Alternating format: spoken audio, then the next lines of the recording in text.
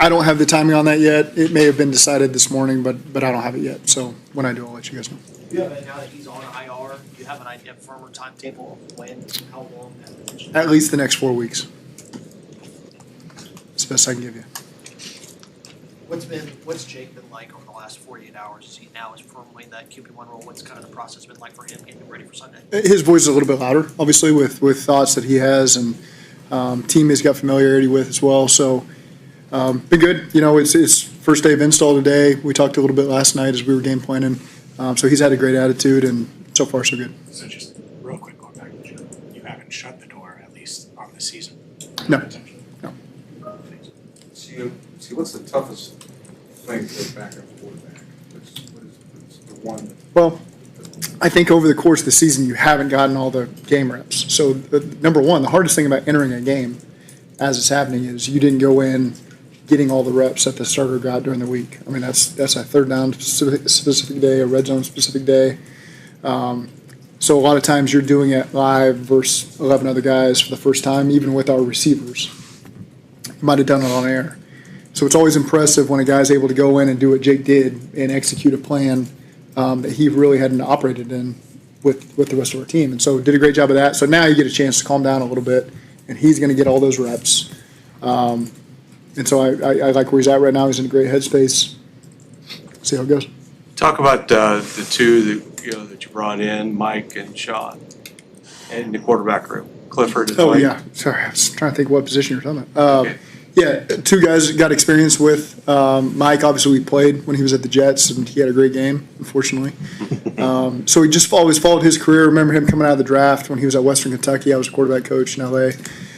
So always followed his career. Done a great job. And so now he's got an opportunity to come in here and see what we're about, and we can see what he's about. Same with Sean. I recruited Sean a little bit. He didn't listen to me, but he went to Penn State instead of UC. But so I got to know him during that process. I've always followed him and his brother and his family. And so, again, it's great additions to our practice squad that'll come in here and start to learn our offense and see where it goes from there. What were the traits you were most looking for when you guys were discussing what to do with that? Was it experience? Was it your system compatibility? Well, number one, best available. You know, we assess the list and guys that we've got some awareness and familiarity that we've studied that we think have ability to come in here and do it. The next part is these two guys have both heard the verbiage. They've been around coordinators that maybe I've worked with that it's the same family of terminology, so this stuff isn't foreign to them. So they have a little bit of a head start as they walk in the door and start to study up on it yesterday. As you guys move forward with Jake, when you look at it from the perspective of like your offensive coaching staff, you included, like, what is this week in terms for you guys? Because the situation just changed. You're coming up with a plan, and kind of what are the last couple of days like as you set up the plan and the offense going forward? Not much different than we normally go through. You know, you still go through your process. Every defense is unique, so it doesn't feel like we've really had a totally normal week yet. You know, you have week one, all the unknowns that come with that. Week two, Jacksonville, like I said the other day, new coordinator. What is his identity? What's he waiting to show us?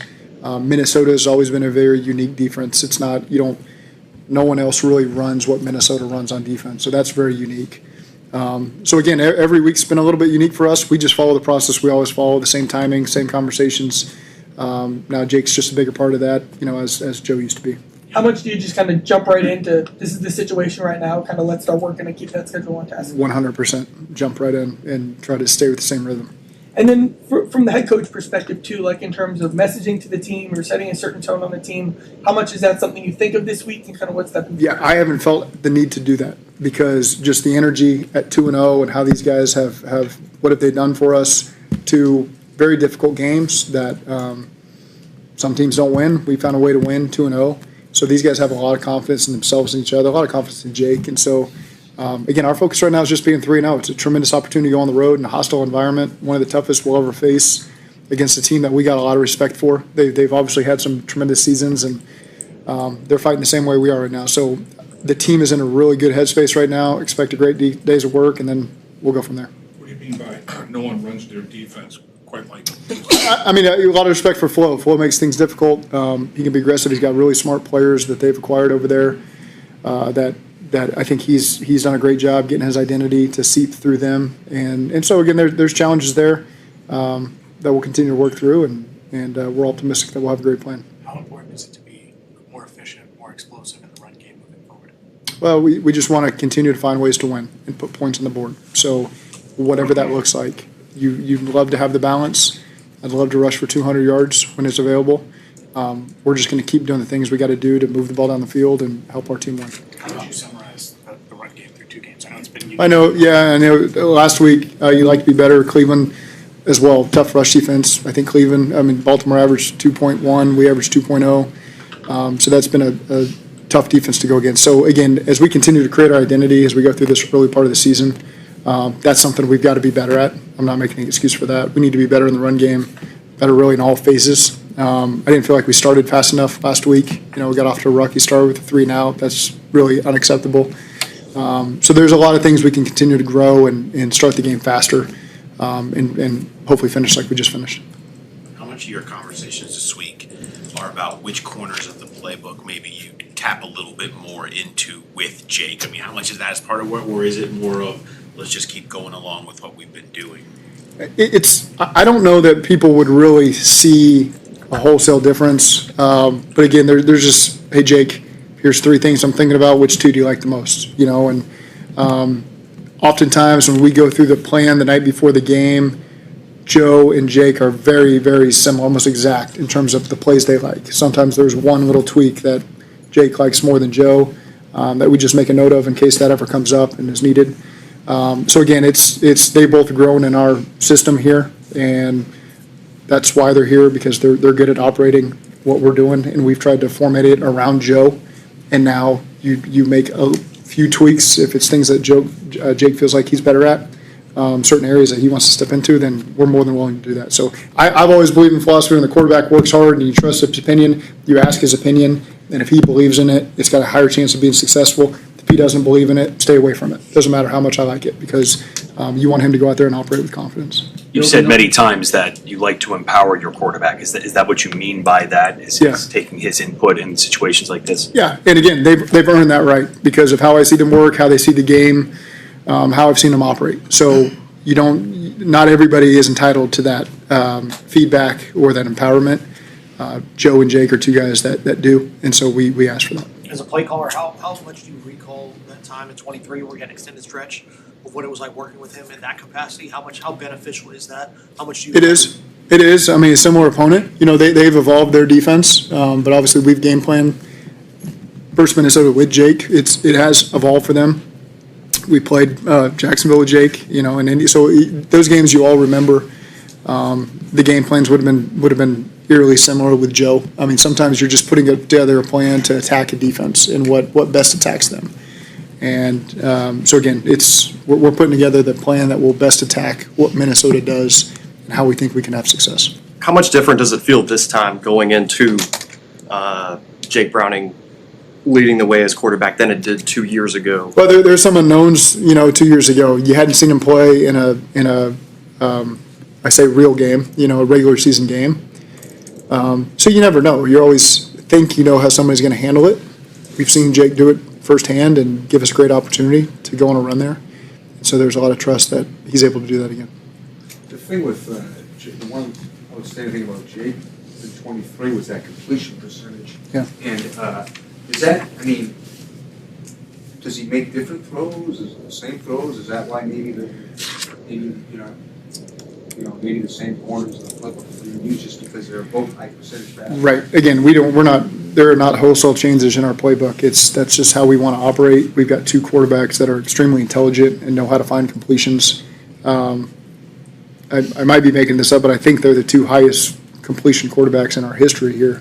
So again, they just do a great job making quick decisions. We got great playmakers, and so sometimes you want to get them the ball. There's times we want an aggressive mindset with how we're calling a play, how we're calling a game. Those are conversations that take place over the week with how aggressive we want you to be when we're calling something like this.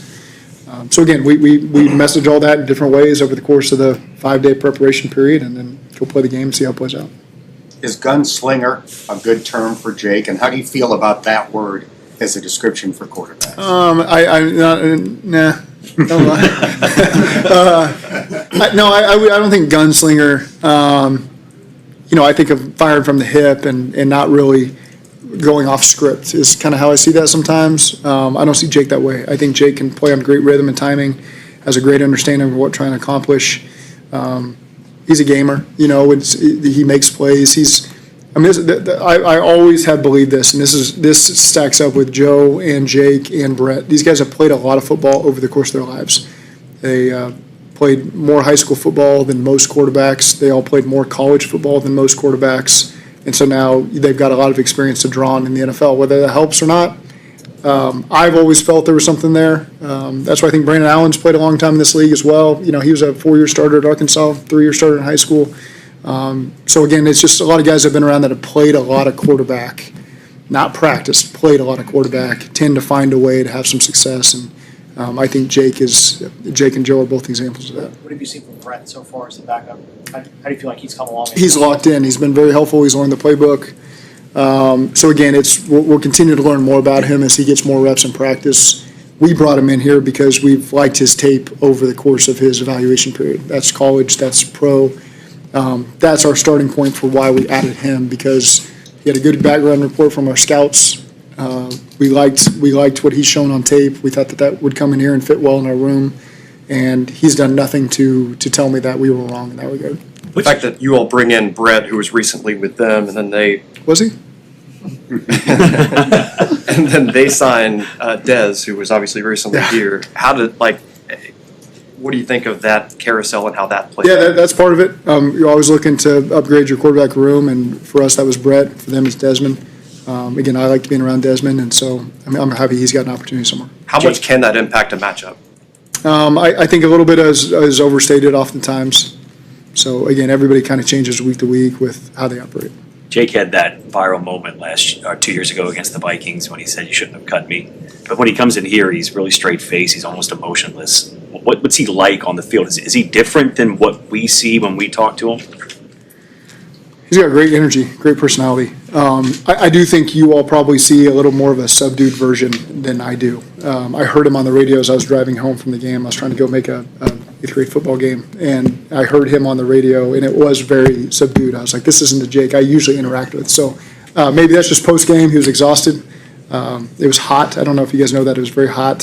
So those guys were a little worn out after the game. But definitely around him, there's a lot of energy and enthusiasm, and chomping at the bit for the opportunity that he's always been prepared for, and so I'm excited to see him in action. He may not be a gunslinger, like Dan was talking about, like you want to use that term, but he seems like a guy that's unafraid to just let it rip, to go out there and just ball. Like, how much of a superpower is that for a quarterback? I think preparation equals confidence, and so again, when you know you're prepared for the moment, there's a lot of people that hope that when the moment comes, they're just going to go do it off of raw natural ability.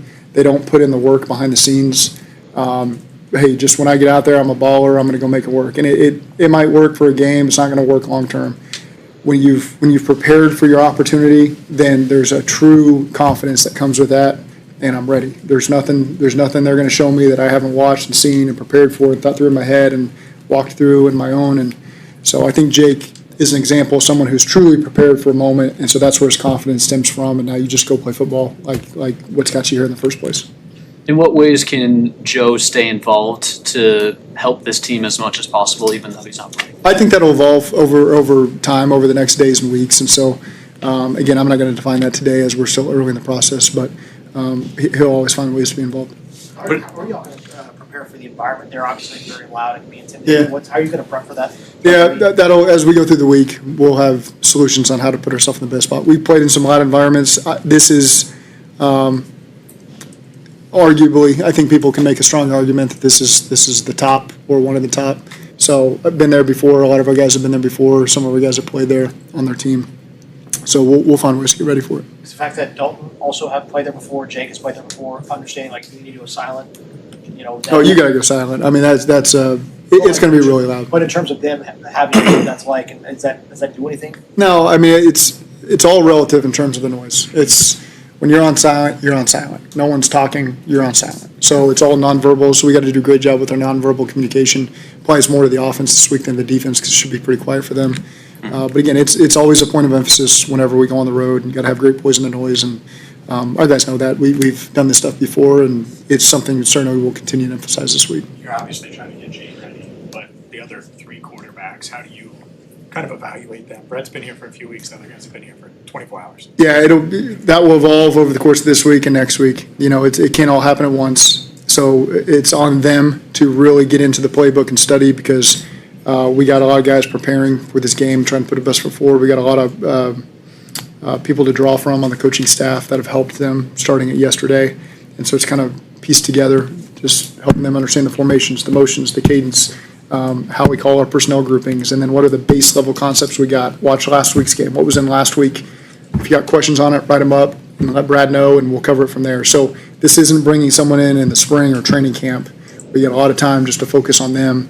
It's as we move. Now, we feel like we built the offense for people to be able to come in and quickly understand. So we broke this thing down to the studs day one in 2019 and tried to build formations and motions and concepts that make sense if you understand why we're calling them that, and you can kind of not teach yourself. We've got to be able to do that as coaches, but if you are a smart guy that's learning, you're like, okay, that makes sense why they'd call it that, and you can quickly recall as you go through from week to week. I think that their understanding of our system will be stronger. What kind of a challenge does Carson Wentz pose versus J.J. McCarthy? I don't want to compare him. I think just talking about Carson, he's got a lot of experience. I've seen him play at extremely high level, MVP level, played against him multiple times. So again, I feel like this is a guy that I've seen play hundreds of times, I feel like. And so very strong, very difficult to bring down in the pocket, really good athleticism. So again, the play is never over with him. He's got the ability to extend. He's got a strong arm. So again, I just think he's a difficult quarterback to play against. He's got a lot of strengths, and I know he's only been here probably about 3 weeks now, but again, got a lot of experience. Has picked up playbooks fast in his past for teams he's had to go play with, and so I expect to face a difficult quarterback on Sunday. Is it easier to go up against a guy like that versus a rookie in J.J. McCarthy that that you've seen in the past with Carson? No, I wouldn't. I think they both have strengths. They're both difficult quarterbacks to face, and so unfortunate for them that they lost JJ. But I've got a lot of respect for Carson, so I know that's going to be difficult for our guys. Who's your emergency quarterback? You only have two on the field. Yeah, sometimes it can change depending on actives and inactives. I'm not ready to go there right now with you today. It's over the years. It has changed over the years. But again, I'm not going to throw that out there right now. If you elevate one of the practice squad guys, can they be the emergency? Technically, That's not. too much of the weeds. Yeah, no, I think They'd have to. they have to be on the 53-man roster. I think that was the rule. There's a CBA issue there, so.